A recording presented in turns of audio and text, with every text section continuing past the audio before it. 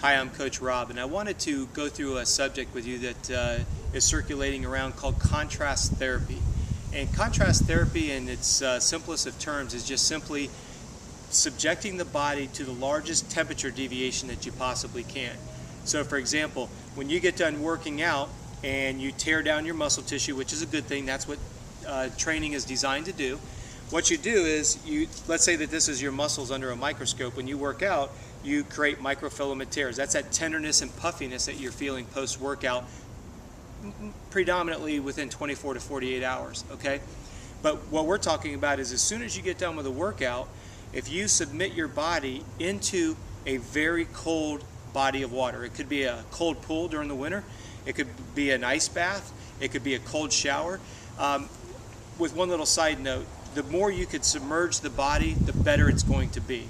If you don't have a pool and you don't have access to an ice bath, then yes, an ice cold shower will work, but it's not as effective. Well, why do we want to submit the body to extreme colds immediately after a workout? Your body has a self-defense mechanism, and that is an inflammation process. When you work out, it says, oh wow, that was trauma to the body, good trauma, okay? Or it can be, as long as the intensity and duration was under control. But for the point of this video, what I want you to understand is your body is going to have a natural defense mechanism, and that is it's going to engorge the area with fresh blood cells. Those fresh blood cells, particularly white blood cells, leukocytes, they're designed to go in there and rejuvenate and help facilitate the recovery process of torn down muscle tissue. You want to kind of counterbalance that a little bit by going into a body of cold water. What that does, that causes vasoconstriction, and that vasoconstriction will kind of impede that blood flow from engorging in that area. That's what's going to keep your inflammation and tenderness down, okay? From there, let's say that you put yourself in a cold bath, into a cold plunge. Try to go for between 5 and 10 minutes. Then what you want to do is you want to go to the other extreme. Try to get into a jacuzzi tub. Try to get into a hot shower. Again, total submersion is always going to be better, but not everybody has the luxury of a cold plunge and a hot jacuzzi. But what I want you to understand is the bigger the temperature deviation, the better the contrast, hence the word contrast therapy, okay? When you introduce your body to heat, what it does is it vasodilates. It then encourages the blood flow into that area, and by contrasting it back and forth, your body will rejuvenate itself like nothing you've ever experienced. I really want to encourage you to try this contrast therapy. Now here's one thing I want you to keep in mind, and we have a separate video about this. I do not want you to take ibuprofen post-exercise, because the ibuprofen is going to mask your inflammation and tenderness. You have to remember, the inflammation and tenderness is not a bad thing. It's designed to keep you from hurting yourself, okay? If I work out really, really hard, or I have a hard race and my muscles are sore, the inflammation process is designed to limit my range of motion so I don't create further damage.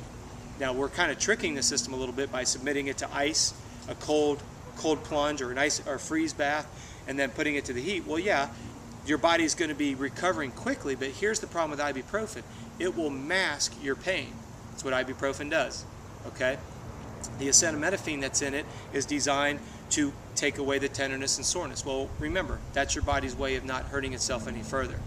So with that being said, avoid ibuprofen. The only caveat for that would be, I suggest you take ibuprofen if you lay down at night and you're so sore from your workout that you can't sleep. We go back to, we want to have good quality of sleep, because that's where you get your hormones released in REM pattern 3. We talked about that in a previous video.